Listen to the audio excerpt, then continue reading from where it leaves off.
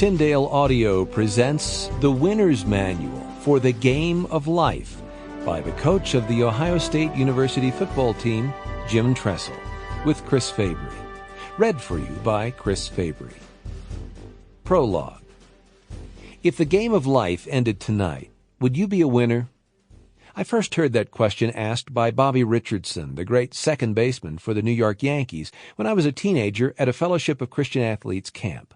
Richardson was an athlete I looked up to tremendously, 7 times in the World Series, MVP of the 1960 World Series, selected 9 times as an All-Star, and winner of 5 straight Gold Gloves for fielding.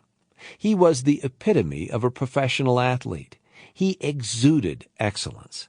But as much of a hero as Bobby Richardson was to me, the question he asked actually troubled me greatly, because I didn't have a good answer. How can you know if you're a winner? That question has continued to intrigue me throughout my life, and in a way, it has defined my life as a son, a husband, a father, and a coach. I didn't consciously set out on a quest to answer it, but looking back, I can see how much my life has been shaped by that simple question. To many people, winning is everything. Striving for a conference championship can be a passion that turns into an obsession. Even more, a national championship can be a goal that feels at times just out of reach.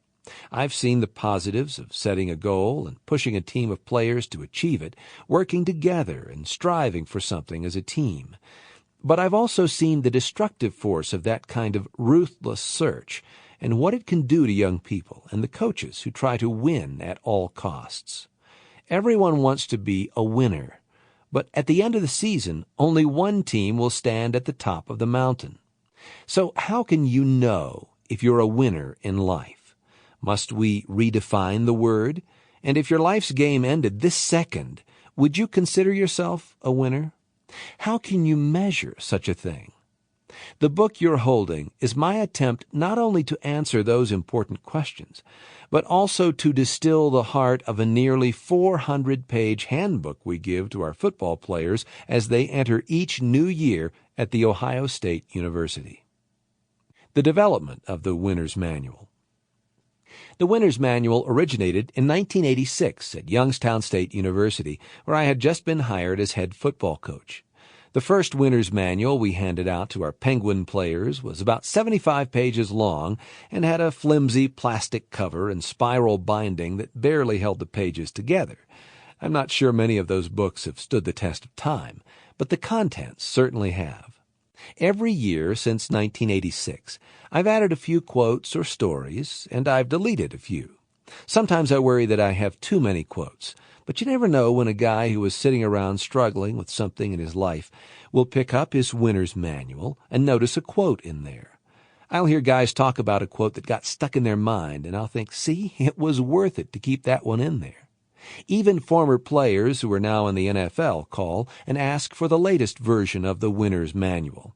They might be in training camp, or they're having a difficult time with an injury, and it seems to offer the boost they need at the moment.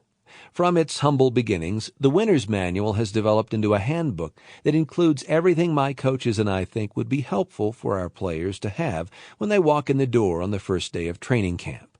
Today, the Winner's Manual that we give our players and coaches begins with a tribute to our country and includes the Pledge of Allegiance and a section on the importance of the American flag.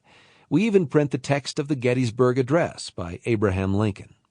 Next comes a section on Ohio State football, our mission statement, songs such as the Buckeye Battle Cry, Across the Field, and Hang On, Sloopy, plus copies of several letters I've come across from great coaches such as Paul Brown and Woody Hayes.